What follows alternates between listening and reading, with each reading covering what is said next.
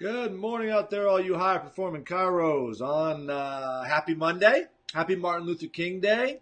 I'm not sure. I guess most kids have the day off from school, so probably a little different from you as well. I'm coming to you 10 minutes early today. Not that any of you really care. You all watch on the replay anyway. But getting started a little early today because my daughter has a basketball tournament, a little special tournament for Martin Luther King Day. And I've got to get off to that. So I got to finish up the show, get inside, and have breakfast, which is what we're talking about today. Do you see how good that segue was? So yes, we finished up our working out, cardio, weightlifting, adventure activities as part of the series. Now we're going to get into nutrition. You know, I was about to say it's the most important part. I think everything I've said is the most important part. Nutrition to me is critical for your morning routine, but it's also, I think, the easiest part of the morning routine. Once you get into a habit of certain, especially around the house, good nutrition principles for breakfast, I think they're the easiest ones to follow through because it should just be what you have in your house. It should just be what you're going to do. Obviously, I've seen clients that stop at fast food restaurants on the way to work, stop at a gas station, get a bagel. That's not going to be the best fuel for you for your productivity for the rest of the day. What is the best fuel for you for your productivity for the rest of the day? I don't know. I know it's not that. I feel like my wife right now. She can always tell me what it's not. Never mind. We won't get into that.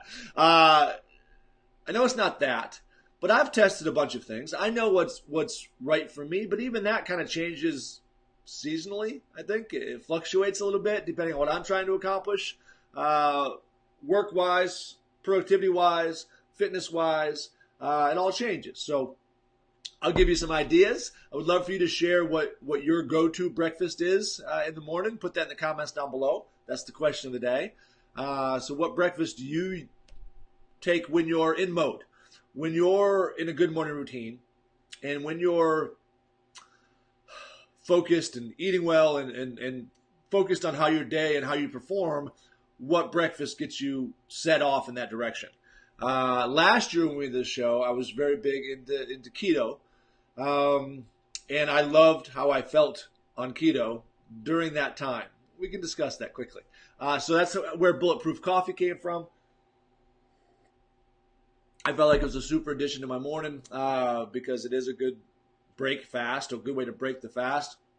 By putting the good healthy fats in there, I can definitely tell with the supplements that I put in here that my brain functions better. I'm more alert. I'm more focused. It's not just the caffeine. I can have coffee without it and not feel that same benefit. I love the collagen protein that I put in there for my joints. I'm not as young as I used to be, and I still like to lift heavy weights. So the joints feel better when I have my collagen protein. If I go several days without it, when I used to travel and not take it with me, I could tell a difference. Now I have these little packets. They're over there somewhere.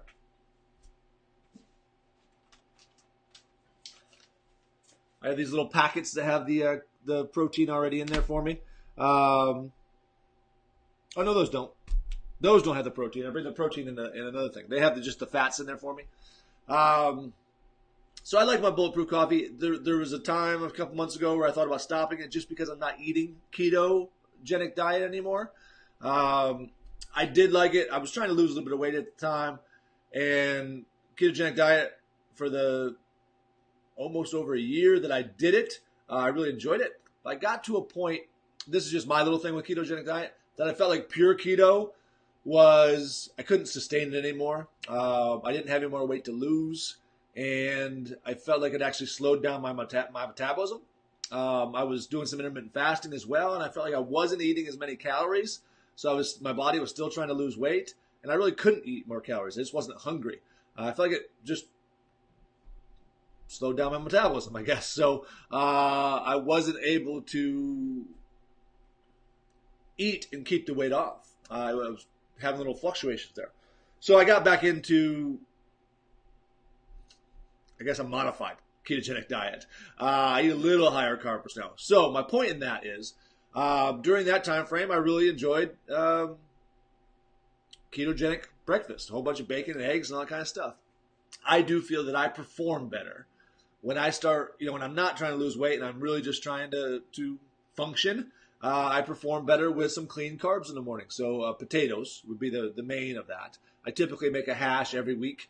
Just put it in a big bowl, throw it in the fridge. So all I got to do is scoop some out, throw it into a pan, cook up an egg or two, and I'm good to go. Most of you know I have my own healthy source of eggs right back here in the backyard. So something not exactly, I was never a huge chicken fan, like a fan of the actual chicken. I just wanted my own eggs. But now they're kind of pets as well. So yes, hash. Potatoes, zucchini, sweet potatoes, all those kind of things I like a little bit. And I have been controlling the portions because in the old days, when I was really competitive and really, really active and I could eat anything I wanted to, my hash would be a plate full. So now I'm just trying to find some sort of a healthy meat, either a chicken that I smoked that was left over.